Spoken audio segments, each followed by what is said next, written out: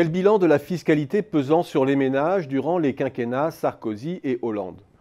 Je ne vais pas faire le match car en fait tout s'est joué à cheval sur les deux présidences. Il suffit de regarder l'historique de la pression fiscale et de connaître le timing des lois de finances pour comprendre que les deux dernières lois de finances de Nicolas Sarkozy contribuent largement aux inflexions, l'essai étant transformé sans faillir par François Hollande. Bilan, le poids des prélèvements obligatoires a connu le gros de son augmentation entre fin 2010 et fin 2014. Durant cette période de responsabilité partagée, où la fiscalité franchit une nouvelle marche, le poids des prélèvements obligatoires augmente de 3,7 points de PIB. Sur ces 3,7 points, 2,2 points sont le fait de la fiscalité des ménages, en y intégrant les indépendants. Plutôt 1,6 points lorsque l'on cherche au maximum à expurger les chiffres de ceux qui relèvent des entreprises indépendantes. À quoi il faudrait ajouter 0,2 points pour la TVA et 0,4 points pour les autres impôts indirects, notamment sur les conventions d'assurance, l'électricité, les boissons, même s'il est abusif de les affecter aux ménages exclusivement. Si je resserre maintenant l'observation sur la législature actuelle, autrement dit, entre la mi-2012 et le dernier point connu, soit le troisième trimestre de 2015. Le poids des prélèvements obligatoires a augmenté globalement de 1,9 points, dont 1,4 points se concentrent sur les ménages. À quoi on peut encore ajouter 0,1 point de TVA et 0,2 points pour les autres impôts indirects. Responsabilité partagée donc, avec quelques distinguos cependant.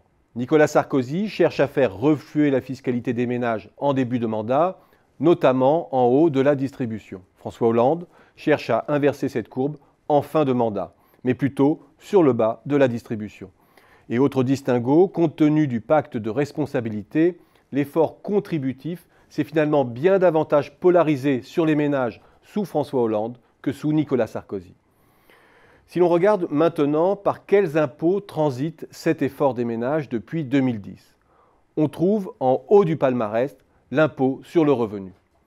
Avec au menu, parmi les mesures les plus commentées, la désindexation du barème jusqu'en 2013, la limitation des niches sociales sur l'épargne salariale, la suppression des allègements sociaux attachés aux heures supplémentaires et complémentaires de travail, l'abaissement du seuil de l'abattement personnel applicable aux donations en ligne directe, la réduction de l'avantage lié à l'exonération des plus-values à long terme réalisées à l'occasion de la cession de titres de participation, la nouvelle tranche de 45%, le plafonnement du quotient, l'imposition au barème des revenus du patrimoine, etc., etc.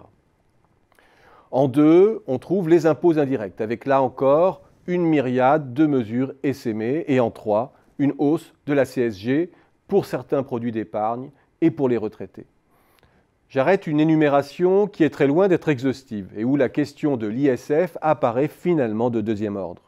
Il ressort de tout cela que l'essaimage a pris le dessus sur une véritable stratégie fiscale.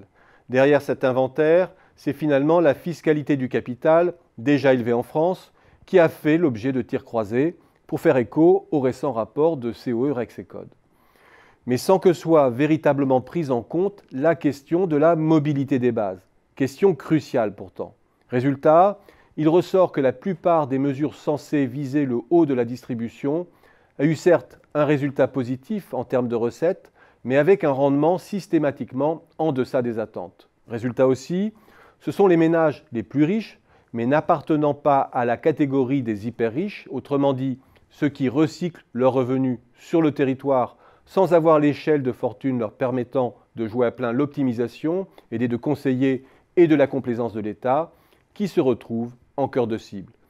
Et une nouvelle fois, la fiscalité du capital bouge sans que soit opéré un véritable distinguo entre ce qui est productif et ce qui ne l'est pas.